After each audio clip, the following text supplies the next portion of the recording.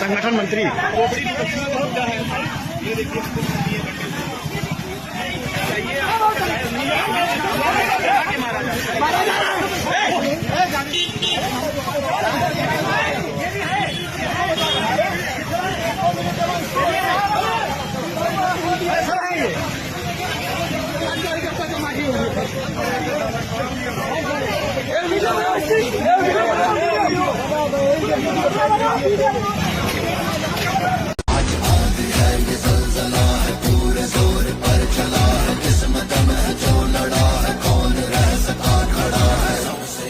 सबसे प्रबल शस्त्र रचित रक्त चरित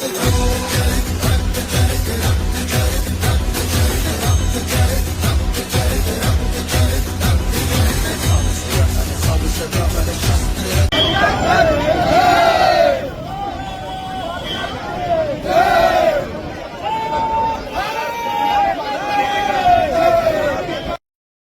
मैडम क्या नाम है आपका? क्या मैं डॉक्टर नीरजा जिंदल, मैं यहाँ इस विश्वविद्यालय में रजिस्ट्रार की पद पर कार्यरत हूँ। मैडम कल यहाँ पे काफी बवाल हुआ, एलएलबी कहा जा रहा है कि एलएलबी का आपका मानता नहीं है, इसको लेकर के छात्रों ने प्रदर्शन किया, लाठियां उनके मानी गई, काफी घायल हुए, उस पर आप क्या?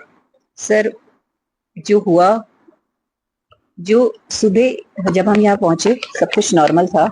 10 बजे हमें पता चला कि एबीवीपी के कुछ लोग गेट पर आए हुए हैं, तो हमने उनसे बात करने की कोशिश की। जो उनकी क्वेरीज थी, वो जो भी वो कह रहे थे, हमने उनसे उसको उनके क्वेश्चन के आंसर किए, लेकिन वो कुछ भी सुनने के लिए तैयार नहीं थे। तो उसके बाद हमने उनसे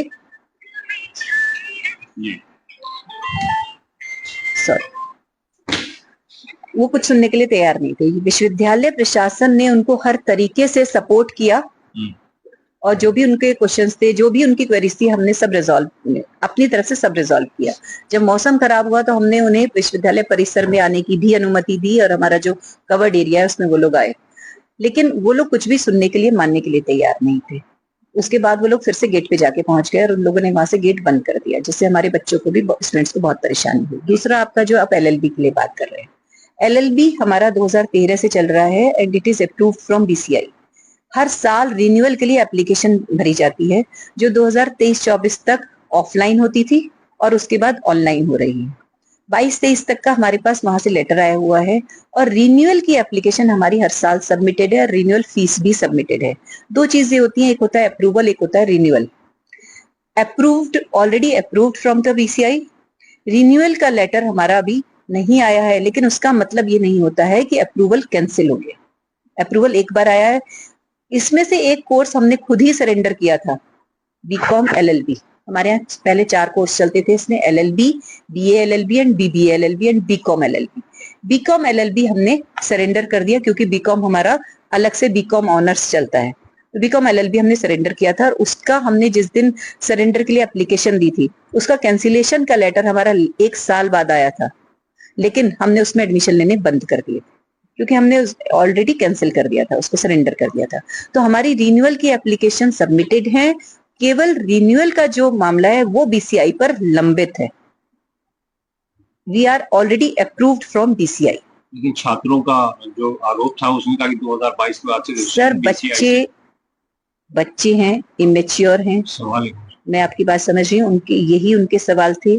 उनको हमने सारी फाइल्स दिखा दी, सारे पेपर्स उन्हें दिखा दिए और दे वर सेटिस्फाइड। हमारे बच्चों से हमने यहाँ एडमिन में भी बात की, उसके बाद हमने उनके ब्लॉक में जाके, मैंने उनके क्लासरूम्स में भी बात की, मैं सारी फाइल लेके गई थी, उन्हें सब दिखाया, दे वर सेटिस्फाइड।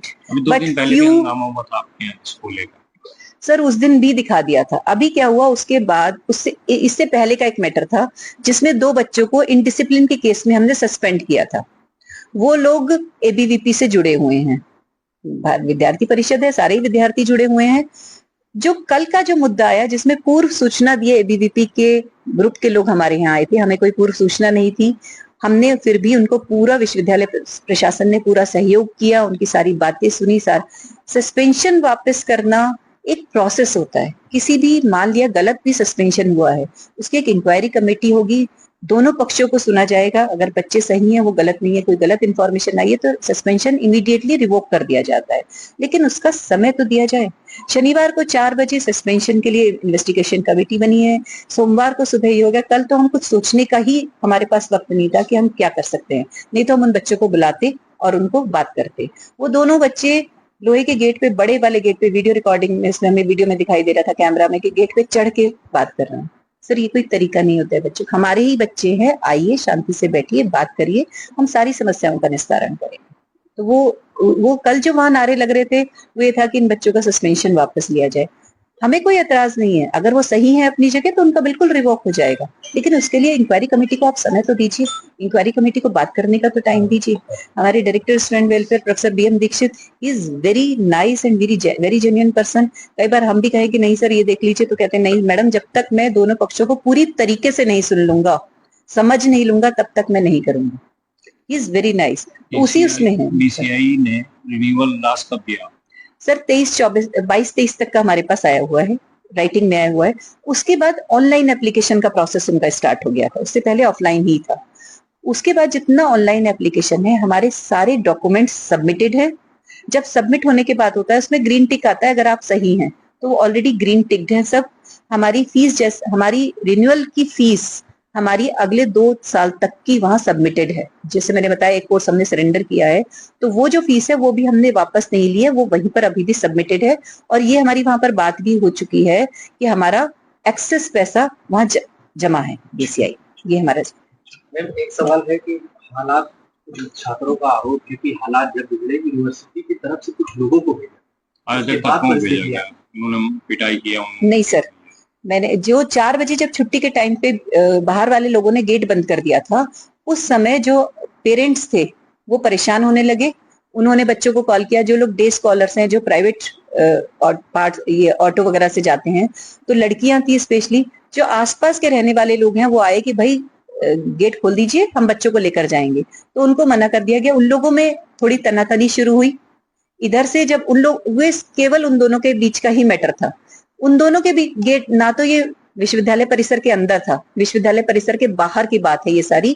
उन दोनों ग्रुप्स में जो भी तनातनी हुई, उसको रोकने के लिए पुलिस वाले आगे आए, और उसमें जो केवल उन 2 ग्रुप को अलग करने के लिए जो भी हुआ, इसमें विश्वविद्यालय प्रशासन का कहीं भी कोई रोल नहीं है।